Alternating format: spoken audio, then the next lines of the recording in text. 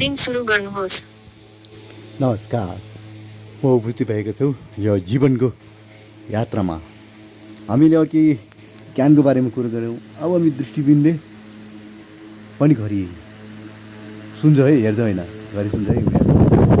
उनीहरू सुन्ने घरि अहिले खासै घरि चाहिँ मोबाइलहरूमै हुन्छ होइन।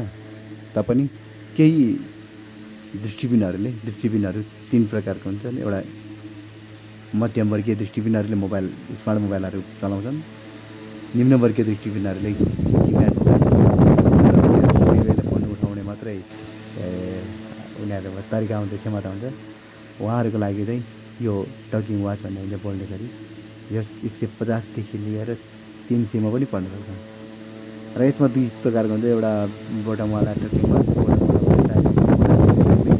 दुईवटा, अनि अर्को चाहिँ एन्ड्रोइडवाला पनि हुन्छ। एन्ड्रोइड फेरि त्यो धेरै महँगो खाले भने त्यो 350 वाला पर्छ। एन्ड्रोइड घरि त्यसमा चाहिँ एन्ड्रोइड चाहिँ लो भिजन न्यून दृष्टिबिनको लागि बनाएको हुन्छ। यो चाहिँ उनीहरूले आखेर हेरेर 1 बजेर 15 मिनट गयो, त्यहाँ समयमा हेऱ्यो, अनि उता अल्ट्रामा हेऱ्यो, यताउति हातले दायाँ चाल्यो भने यो दृष्टिबिनहरूको यो अनुभूत होला। किनभने यो सिङ्गल ट्याप हुन्छ, डबल ट्याप हुँदैन। अनि दृष्टिबिनहरूको लागि यो साइडमा बोटम भएको र स्क्रिनमै अथवा डिस्प्लेमै टकिङ वाच चाहिँ उनीहरूलाई सजिलो हुन्छ है त। यो चाहिँ भ्रिकुटी मण्डपतिर पाइन्छ। यो भ्रिकुटी मण्डपतिर चाहिँ पाइन्छ, काठमाडौँको भ्रिकुटी मण्डपतिर पाइन्छ। यो चाहिँ दृष्टिबिनहरूलाई घरि उनीहरूले सुन्ने गरी, हेर्ने गरी होइन, सुन्ने गरी।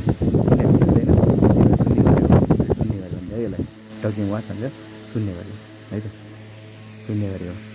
जुमको नियन्त्रण 50-55 क्यामेरा रिटच इफेक्ट लागू गरिएको छ। अधिकतम समय पत्ता लगाउने के 2:02 भन्दै क्यामेरा 2:06 लाइभ सब्सक्राइब गरेर सदस्य तुरुन्त नठिनु साथीहरूले 50जना सदस्य पुऱ्याइदिनु।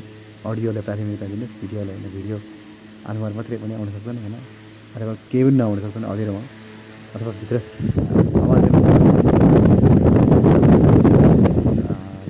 प्राथमिकता दिनु होला भन्दै आजको लागि यो कार्यक्रम जीवन यात्रा फेसबुक लाइभ 5 वटा नयाँ सूचना रेकर्ड गर्नुहोस्। जुमको नियन्त्रण क्यामेरा 2:38 क्यामेरा रिटच इफेक्ट लागू गरिएको छ।